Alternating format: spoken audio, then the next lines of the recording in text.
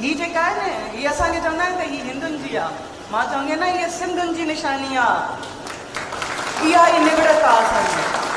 त अॼु बि जे खून थींदा आहिनि या जहिड़ा थींदा आहिनि त असां चवंदा आहियूं त क़ुर शरीफ़ खणी वञूं या न्याणी खणी वञूं।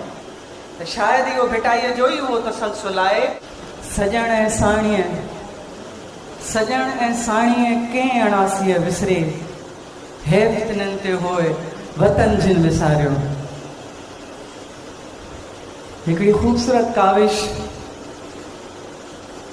ही ख़ूबसूरत प्रोग्राम, ऐं मां शुक्रगुज़ार आहियां आदा दाऊद मेमण जी त मूंखे इन क़ाबिल सम्झूं जो मां हिन ख़ूबसूरत प्रोग्राम जो हिसो बणियसि। मां चाहींदमि त हीउ जेको अजरक, हीअ मुंहिंजी लोई आहे, हीअ मुंहिंजी लॼ बि आहे, हीअ मूंखे पंहिंजे पिरिन पाराई आहे। मां उहा आदा दाऊद मेमण खे ॾियणु चाहींदमि। तव्हांजी भरपूर ताड़ियुनि में आदा दाऊद मेमण।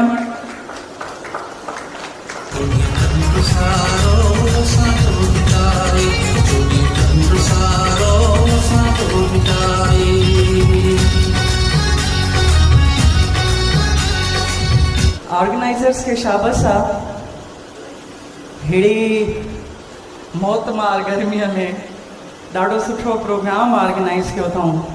ऐं वॾी ॻाल्हि त प्रोग्राम ऑर्गेनाइज़ करणु सफलता नाहे, इनखे कीअं जोड़े थो माण्हू, कीअं इनखे ठाहे थो ऐं कीअं ही मोहबती मेड़ो मचे थो।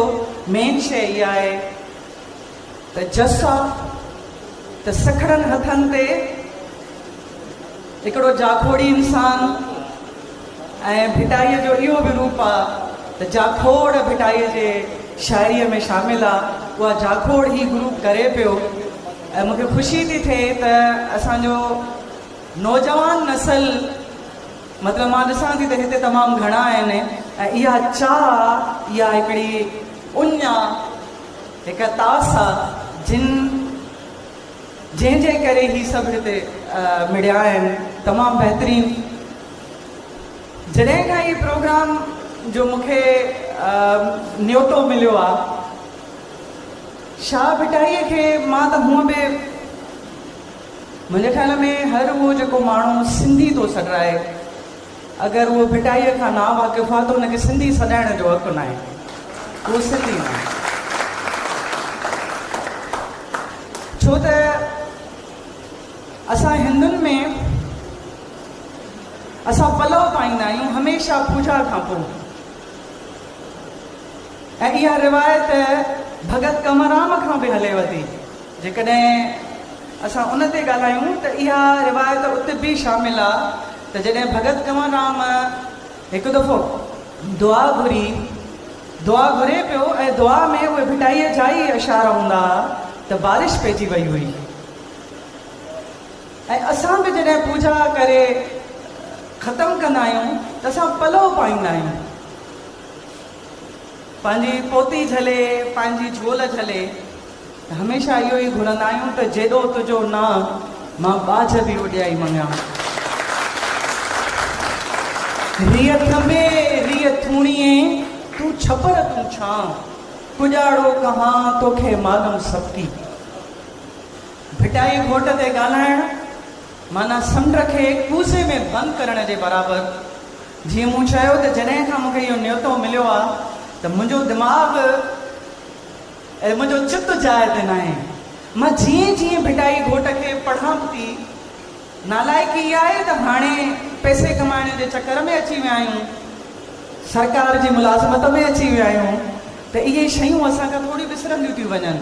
पर जीअं जीअं मां हिन शइ खे पढ़ां थी त अलाए केतिरा रहस्य, अलाए केतिरा तिल्स्म निकिरंदा था अचनि।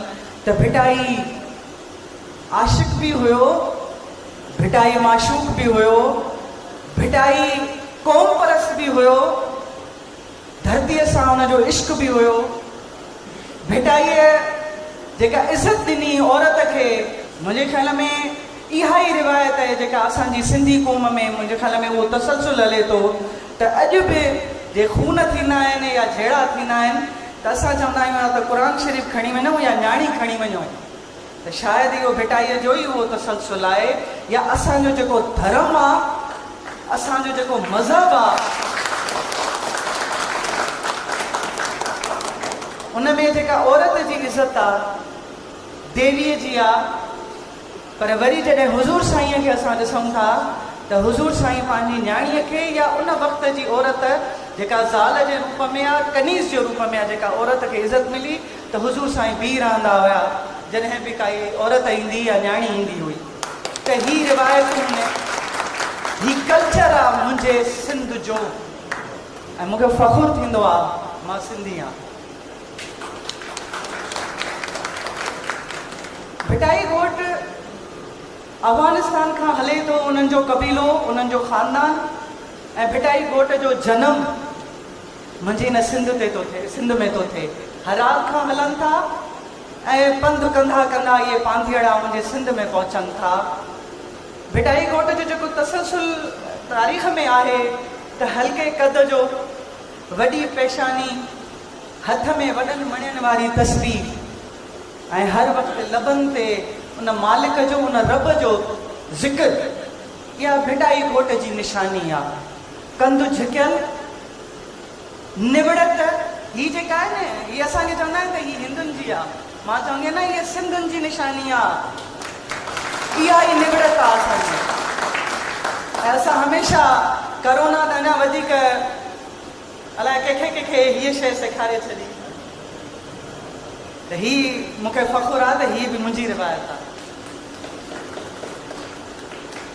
अॼु मां साईंअ खे ॾाढो मिस थी कयां छो त साईं ॿाहिरि मुल्क में आहिनि ऐं मूंखे इहो बि शर्फ़ हासिलु आहे त जॾहिं पहिरियों प्रोग्राम भिट धणीअ जे चौगान ते थियो त साईं वॾा निसार शाह साहब ज़िंदा हुया ऐं हू मुंहिंजो इंतज़ारु पिया करनि हुननि मूंखे अजरक बि पारायो ऐं मूंखे उहो तंबूरो जेको मुंहिंजे भिटाई ॻोठ जो सिंबल आहे उहो बि मूंखे ॾिनो ऐं इहो एज़ाज़ु आहे मुंहिंजे लाइ ऐं मूंखे उते नालो ॾिनऊं मुंहिंजी सिंध जी मारवी इहो मुंहिंजे लाइ वॾो एज़ाज़ु हुओ। त भिटाई ॻोठ जा